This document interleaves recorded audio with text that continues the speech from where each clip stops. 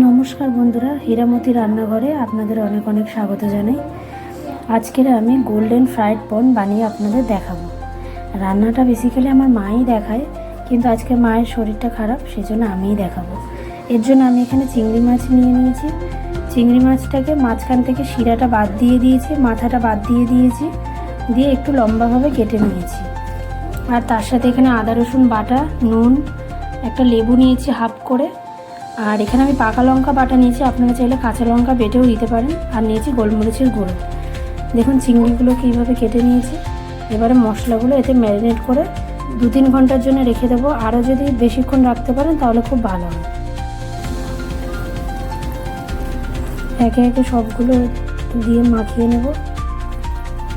এবারে আদা রসুন বাটা দিয়ে দেবো, নুনটাও দিয়ে দিলাম, লঙ্কাটা দিয়ে দেবো, আর গোলমরিচটাও দিয়ে দেবো, দিয়ে একসাথে ভালো করে মাখিয়ে নেব।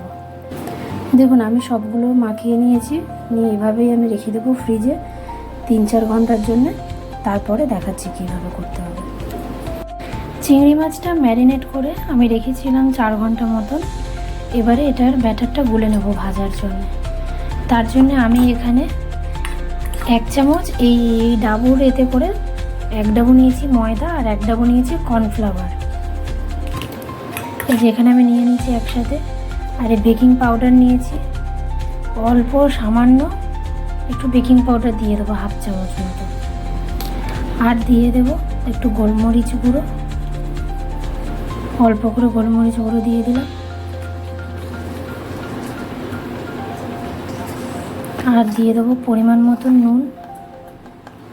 যেহেতু চিংড়িতে নুন মাখানো আছে তাই অল্প করে আমরা প্রথমে দেব। আর দিয়ে দেবো আদা রসুন বাটা। আপনারা চাইলে আদা রসুনটা কুচি কুচি করে দিতে পারেন, এতে একটু ধনে পাতা কুচি করে দিতে পারেন, কোনো অসুবিধা নেই। এবার এটা একদম ঠান্ডা জল দিয়ে গুলতে হবে। আচ্ছা, এটা গুলতে গুলতে আমি এখানে অল্প একটু বাটার দিয়ে দিয়েছি। দেখুন ময়দার ব্যাটারটা ঠিক এরকমই হবে, খুব বেশি পাতলা হবে না, একটু ঠিক থাকবে, দেখে বুঝতে পারছেন। এবার এটাকে আমরা চিংড়িগুলোকে একটা একটা করে নেব, নিয়ে আগে ময়দাতে একটু কোট করে নেব। আর এখানে আমি তেল গরম করে নিয়েছি, নিয়ে এখানে চুবিয়ে গরম তেলে ছেড়ে দেব।